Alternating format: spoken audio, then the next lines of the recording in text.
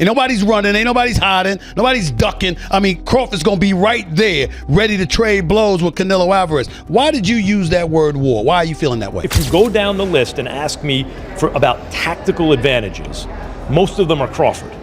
Crawford could see everything coming. He could see everything coming that Canelo threw at him. He was reading it so well. His guard was so tight as well when he was up at the ropes, when he was exiting, looking to move around. They looked about the same size, but that was a brilliant performance. And what can you say? I mean, you got to give him his credit. He created a lot of history. He dreamt this fight. He willed it to happen. A lot of people, not me, but a lot of people laughed at him, said, forget about it, no chance against a bigger guy like that. Stephen A. Smith reacted with passion to Canelo Alvarez's defeat against Terence Crawford. He said Crawford had been chasing this matchup for years, knowing it was a key to solidifying his legacy. On the biggest stage, Crawford delivered, stripping Canelo of his shine and seizing the spotlight for himself. Smith emphasized that this wasn't just another victory. It was a career-defining, legacy-securing division world champion out of Omaha, Nebraska. He's undefeated, 41-0 with 31 KOs, and he begged for this fight. He wanted Canelo bad because to him, it's all about legacy. I'm not speculating. I'm telling you what I know. And how would I know? It's because I interviewed him. Yesterday, we sat down. Here is my conversation with the one and only Terence Crawford challenging Saul Canelo Alvarez, moving up 2 weight divisions to do. Max Kellerman described Crawford's performance as historic, breaking down Alvarez's loss with sharp analysis. He compared the challenge to moving up several weight divisions against a dangerous opponent capable of dragging you into a brutal dogfight for the first time in your career. According to Kellerman, true confidence in boxing means chasing the toughest fights, regardless of size, speed, or power. Crawford embodied that mindset. For years, nobody dared to openly call him out, but Crawford embraced the challenge and proved he belongs among the most respected fighters in the sport. Having to jump up 2 more weight classes and fight a guy who might put him in a dogfight, a real one, for the first time in his career. When we get put in that position, we go find opposition to make that happen. You understand me? So when we go looking for the opposition, we're not concerned about how big they are, how fast they are, how strong they are. We feel like we got enough that we can bring to the table with anybody. That night I fought John Ruiz, I didn't care who was over there. Whoever they brought out that locker room was going to get it. You understand me? That's just what it was. And I think Bud kind of has that feeling. Now, Bud, you got to remember, has been around for a long time. Nobody called him out. You understand me? All the time Floyd came at the boxing, Floyd never said, I want Bud Crawford. No one ever said his name. Hey, all I know is one thing, Israel Mazrimov, he didn't get it, he barely lost. Yeah, but I'm just saying, but nobody called his name. Shakur Stevenson's admiration for Terence Crawford has always been clear, but after this victory, it carried new weight. He said Crawford not only backed up every word he spoke before fight, but also showcased why he is so revered in boxing. Stevenson admitted he has studied Crawford's style, discipline, and mentality since the earliest days of his own career. Watching his idol achieve such a historic milestone proved to him that greatness comes from years of consistency and preparation. To Shakur, Crawford isn't just a champion. He's a mentor figure and the standard of excellence that every young fighter should aspire to. Canelo said he was going to outbox him. He did exactly what I called years ago, and tonight he proved that he's the greatest boxer that ever lived. Well, in the interview that didn't work, you said you felt like going on a run watching that tonight. How much inspiration can you take from someone like Terence? I take everything from him. I've been around him since I was a kid, and just watching that greatness. Stephen A.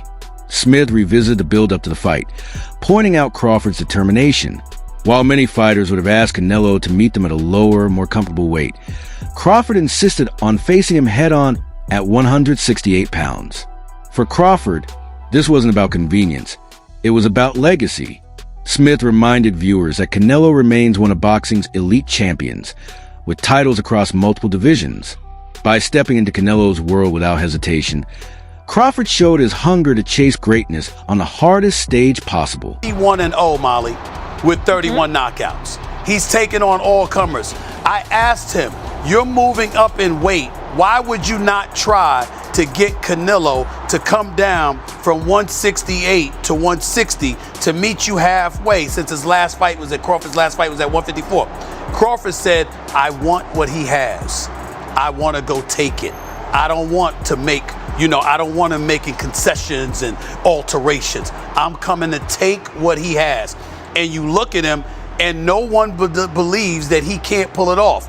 He can box, he can punch, he's smart, he's elite, and he wants Canelo. He begged Canelo for this fight. Adio Oladipo highlighted the dramatic shift in public perception of Crawford. Before the fight, critics dismissed him as too small, too old, and untested at super middleweight. After the fight, those same critics rushed to praise him. Oladipo argued that Crawford deserved every bit of respect because this was no shortcut. It was the toughest possible path. Moving up in weight to challenge Canelo was a massive risk, and winning decisively proved that Crawford is defined not by size or age, but by skill, resilience, and sheer determination. Crawford did it again a few hours ago against Canelo, and what makes it even special or more special for Crawford is that he did it jumping up, as we know, a couple of weight classes. He did it against one of an all-time or another fellow all-time great, and he did it against someone who was undisputed and still a pound-for-pound top 10 guy. That's what Crawford did, people. So, all those things people were saying in the lead up to this fight, Canelo's going to be too strong, Canelo's too experienced, Crawford's going to be 38, all that. You have to remember all of that when you give Crawford his flowers. Now, don't like, oh, well, Canelo looks old. No. I don't want to hear any of that. I've started to see a few people on Twitter start to kind of sort of find excuses already. No. Remember everything you said, because Crawford deserves all of that. All of that. Crawford was incredible. Honestly, in the pocket, he was at times showing Canelo, no, I'm stronger than you. I'm going to bully you. Oh, you think you're going to get me in the clinch because you're Mr. 168? No, look at the size of me. I'm jacked as well. I'm swole. And he was moving Canelo around. So by doing that, he got his respect. He didn't switch to orthodox once, stayed in the southpaw stance because he realized early, oh, Canelo don't like this. Canelo does not like this southpaw stance. Canelo's tripping over himself. I'm going to stay here. I'm not going to switch it. No, I like this work. I'm going to stay here. On the ropes, it's like, okay, come in. Because when you come in, I've got that as well. And I can hurt you as well. Spinning off the ropes. His jab was fantastic. They put up the jab numbers. He was out jabbing Canelo like, it was almost like 10-1. Maybe even 20-1. It was fantastic. And when he needed to land those power shots, he was landing those power shots. It was an incredible performance. The Wade concept analyst shut down the narrative that Canelo's loss was due to decline. He reminded viewers that Crawford is actually older than Alvarez, so age can't be used as an excuse. On fight night, Canelo held every natural advantage: size, strength, and comfort at 168 pounds. Yet none of it mattered. Crawford still outclassed him. Wade argued that this wasn't about Canelo fading, but about Crawford elevating himself to a historic level. By removing the excuses, he reinforced the truth. Crawford's victory was real, clean, and undeniable. More tight, more fundamentally sound. While Canelo, even when he was able to get to range, which wasn't a lot, it wasn't often, he was having a hard time landing clean because everything was super wide and out here and to the body out there. And Crawford would either circle out to that same side, to Canelo's lead hand side. He would circle away because Canelo would step straight to Crawford and chase him and not necessarily cut him off. And even when he threw that hook, I was looking for the hook from Canelo, right hand as he stepped through, right? Corral with the lead hand, bang the right hand because you're fighting a southpaw. So yeah, your jab may not be as effective in landing and managing distance and all those things, even though for Terence it kind of was. For Canelo, I was expecting a lot more of that right hand down the middle and over the top, and him jabbing his way, feint jab right hand, and then that lead hook that I thought he would be able to corral Crawford, because Crawford did want to move away from Canelo. He did. He wanted to move away from that power hand. Smart to do. Canelo never took that extra step to step outside of Crawford's lead foot. Again, that orthodox southpaw matchup, it's always going to be a battle of that lead foot. He never took that next step to get outside of that lead foot and then step through Crawford, step to his left where Crawford was going and land his right hand. He just felt like he was falling off to his right with his right hand, and once he fell off to his right after he threw the right hand, there was no follow-ups because he was off balance and Crawford was out the gate and circling back to reset the action. This was a masterful display from Terence Crawford. And again, I looked at this fight, and I don't want to do the thing where I said, oh, Canelo's washed. He's over the top. He's old. Terence Crawford's older than Canelo. Is he as weathered as far as fights are concerned? No. But you can only do one thing when talking about this fight, and that is give credit to Terence Crawford. If you want to say Canelo looked old, that's fine. That's on you. I'm not going to. Former world champion Carl Froch broke down Crawford's mid-fight adjustments.